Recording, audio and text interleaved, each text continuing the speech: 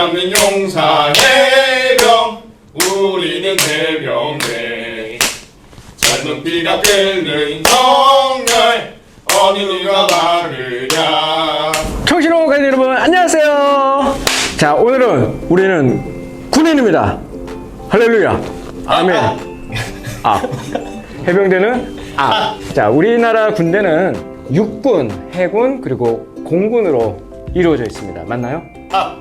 육군, 그리고 해군, 그리고 공군. 우리 두 분은 어디 나왔죠? 해군입니다. 해군. 해군에서 해병대가 나왔습니다. 자, 오늘은 해병대 두 분의 전도사님을 모시고 청신호 시작할까 합니다. 자, 정말 해병대 출신 전도사님이신데요. 각자 자기소개 한번 해주실까요? 안녕하십니까. 귀신 잡는 용사 해병대 예비역 중위 강종엽입니다. 예비역 중위 강종엽 전도사님. 네. 예, 예비역 하사 정주언입니다. 예비역 하사 정주언 전도사님. 두 분의 해병 전도사님을 모시고 오늘 청신호를 합니다. 자, 앞서 말씀드린 대로 육군, 해군, 공군, 그 중에서 해군에서 파생된 이 해병대. 그런데 왜 해병대는 귀신을 잡을까요? 오늘 그 이야기 할까 합니다. 해병대의 가장 큰 특징 중 하나는 귀신을 잡는다는 건데요. 해병대는 해군 소속의 전략기동 부대입니다. 몇 년에 탄생한지 혹시 아시나요? 1949년이에요. 굉장히 오래됐죠. 1949년 4월에 창설된 이 부대는 덕산 비행장에서 만들어졌다고 합니다. 아시겠습니까? 그때 약간 늦는 것 같아요. 초대 사령관 혹시 누군지 아세요? 신현준. 신현준 사령관. 이거 어떻게 아실까요? 신현준 사령관이 처음으로 초대 사령관 했던 해병대.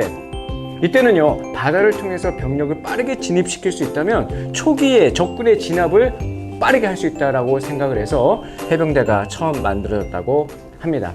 1950년 6월 25일 어떤 일이 일어났죠? 6.25 전쟁. 그렇죠. 바로 6.25 전쟁이 1950년 우리 동족 상잔의 비극 아니겠어요? 이 살벌한 그 한국 전쟁 때 유엔군이 가세하게 됩니다. 거세게 밀려들어오는 그 북한군의 그 기세 앞에 우리는 속수무책 당할 수밖에 없었죠. 6.25 때 그때 너무너무 힘들었어요. 그때 이야기를 들어보면요, 사람들이 그냥 산에서 막 그냥 뱀을 막 잡아먹고요. 엄청. 당시 38선을 밀고 내려오는 그 북한군 앞에 우리는 속수무책 당할 수밖에 없었죠. 한강 방어선, 그리고 금강 방어선, 이제는 낙동강 방어선이 남아있는 그 위급한 상태에서 이곳이 무너지면 속수무책으로 완전히 적화 통일이 될 뻔한 그때, 전쟁 초반에는 우리나라가 북한에게 완전히 밀리는 상황이었습니다. 이때 유엔군이 가입을 하게 되는 것이죠. 유엔군이 참전한 뒤로 전세가 완전히 뒤바뀌기 시작하면서 특히 공군과 해군은 압도적으로 북한군에게 강했기 때문에 유엔군이 밀고 올라가기 시작합니다. 이때 그 유명한 미국의 선글라스 끼고 누구죠? 맥아더. 더글라스 맥아더 장군이 전세를 한 번에 뒤집을 수 있는 작전을 개시하죠. 바로 인천 상륙작전입니다. 1950년 9월 15일이에요. 맥아더 장군이 이끄는 유엔군과 우리 군은 인천에 상륙한 뒤에 승리를 거듭하게 됩니다. 그때 마침내 9월 28일 서울이 다시 수복이 되죠. 이때 해병대가 굉장히 큰 역할을 하게 됩니다. 박수! 해병대는 인천 상륙작전 이전에 이미 통영 상륙작전 그리고 도솔산 전투에서도 큰 승리를 거두었어요. 그래서 당시 대통령이었던 당시 대통령이었던 이승만 대통령이 도솔산 전투에서 승리한 해병대에게 별명을 하나 붙여줍니다. 그때 별명이 너희들은 적이 없구나. 무적 해병입니다. 무적 해병. 박수!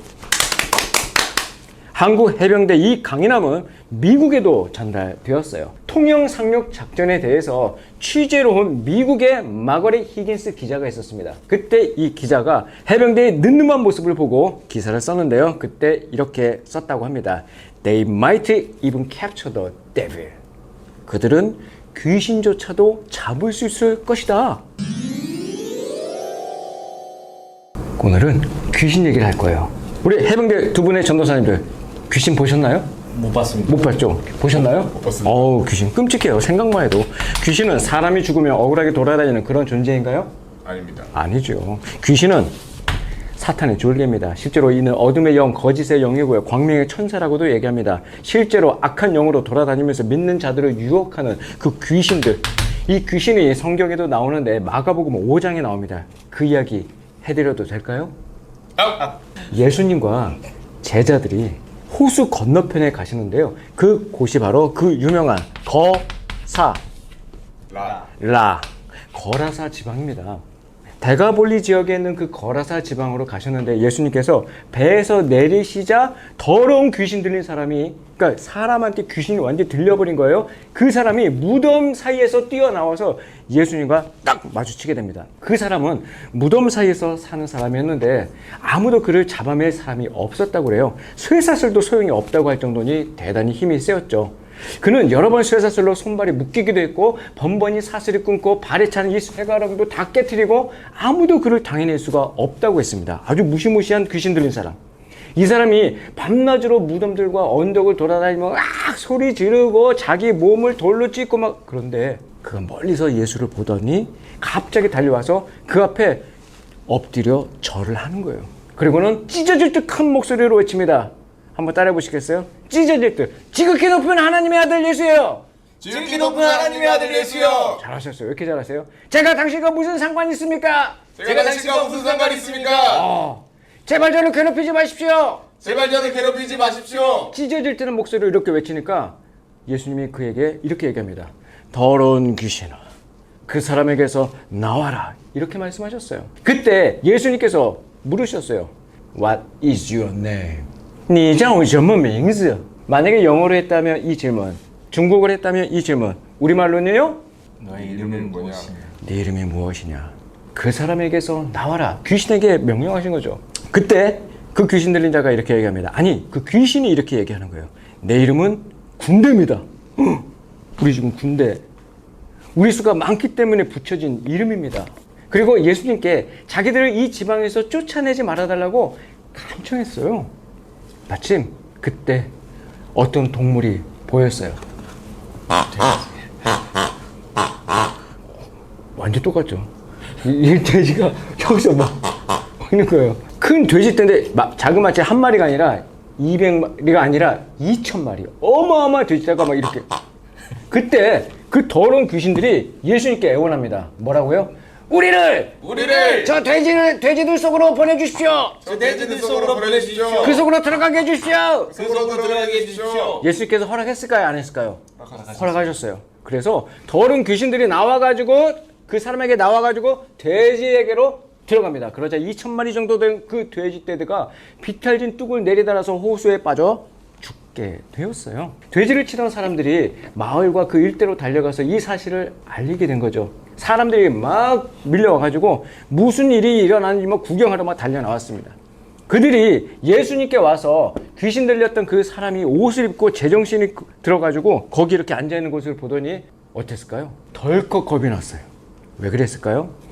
이 일을 본 사람들은 귀신 들렸던 사람에게 무슨 일이 일어났으며 돼지들은 어떻게 됐는지 그들에게 막 이야기를 해줬어요. 그러자 사람들이 뭐라고 했는지 아세요? 와, 이 사람이 어떻게 제정신이 됐어? 다 나았네? 정말 축하해. 이랬을까요? 그러지 않았어요. 예수님께 가더니 다짜고짜 제발 이 지방에서 떠나주세요! 라고 부탁합니다. 예수님께서 배에 오르시려는데 귀신 들렸던 그 사람이 따라가겠다고 막 간청해요. 예수님께서는 허락하시지 않고 이렇게 말씀하십니다. 집으로 돌아가. 주께서 내게 얼마나 큰 일을 해주셨는지, 어떻게 자비를 베푸셨는지 네 가족들에게 말해주어라. 그래서 그 사람은 대가볼리로 가서 예수님께 자기를 위해 얼마나 큰 일을 베푸셨는지 말하고 다녔어요. 그러자 이 말을 들은 사람들은 너무너무 깜짝 놀란 거죠. 이게 성경에 나오는 마가복음 5장에 나오는 그 귀신 이야기예요. 이 귀신 이야기 들으니까 어떤 생각이 드세요? 정가사님? 무섭습니다. 무서워요. 강조사님? 저도 잡을 수 있습니다. 역시 돼지떼에게 넣지 않고 그냥 잡아버린다. 이 이야기는 과연 어떤 이야기일까요? 귀신 들린 자의 그 출몰과 질러대는 괴성은 산 곁으로 매일 돼지를 치러 가는 사람들에게는 큰 위협이 됐을 거예요. 고통스러웠을 거예요. 그 귀신 들린 사람은 돼지 치는 일에 큰 방해꾼이었어요. 바로 이런 이유 때문에 사람들은 그를 결박해 놓기를 원한 것입니다. 2,000마리나 되는 그 돼지떼는 거라사 지방 사람들의 제사 목록 1호였어요. 먹고 사는 문제의 핵심이었다는 얘기죠. 거라사 사람들에게 돼지떼는 큰 거였어요. 너무너무 중요한 거였어요. 그러나 귀신 들린 그 사람은 그 마을 사람들에게는 소였단 말이에요. 작은 거였어요. 하찮은 거였어요. 하지만 예수님의 기준은 바로 그런 마을 사람들과는 달랐단 말이죠. 그래서 돼지떼를 위해 귀신 들린 자를 묶어놓고 억압하기 원했던 그 동네 사람들과는 달리 우리 예수님은 귀신 들린 자를 구원하시고 돼지떼가 몰사하도록 허락하신 거예요. 거라사 사람들의 이 그릇된 가치관을 완전히 뒤바꾸기 위해서 말이죠. 먹고 사는 문제보다 내 소중한 물질보다 상처 입은 한 사람 그 자체가 소중하다는 사실을 알려주고 싶으신 거죠. 그래서 주님은 돼지떼에 들어가기 원했던 그 귀신들의 부탁을 들어주신 겁니다. 그리고 2,000마리의 돼지떼가 바다에 빠져 죽는 그 장관을 연출하셨어요. 이 장면은 그 무엇보다 주님 곁에 있던 12 제자에게 한 영혼이 천하보다 귀하다는 그 선생님의 가르침에 대해서 생생한 교육으로 다가왔을 겁니다. 이런 주님의 마음과 달리 거라사 사람들은요, 돼지 2,000마리와 한 사람의 치료를 맞바꿀 마음이 없었어요. 그들에게는 돼지떼가 더 소중했다는 거죠. 그들은 돼지떼 속을 뒹굴다온 둘째 아들을 환영하면서 잔치를 열어준 그 탕자의 아버지의 마음을 알지 못했어요. 단지 잃어버린 그 돼지떼에 대한 아까움에 가득했고, 그들은 마침내 예수님께서 그 지역에서 빨리 떠나시기를 간청했을 뿐이에요. 사람보다 물질이 더 소중했던 그들은 예수님의 영원 사랑의 가르침을 온몸으로 거부한 것이죠. 한 영혼이 소외되는 곳, 특히 병들고 상처 입은 영혼의 그 존엄성이 무시되고 결박당하는데도 재물과 욕심이 더 소중히 여김받는 그곳이 바로 귀신들이 좋아하는 곳이랍니다. 우리 해병대 전도사님들, 귀신들이 좋아하는 그곳에 파견되셔서 그 귀신들을 결박하시기를 축복합니다. 우리 청신호 가족들도 예수님의 귀한 가르침을 따라가는 멋진 예수의 군인 되시기를 바랍니다. 다음에 만나요.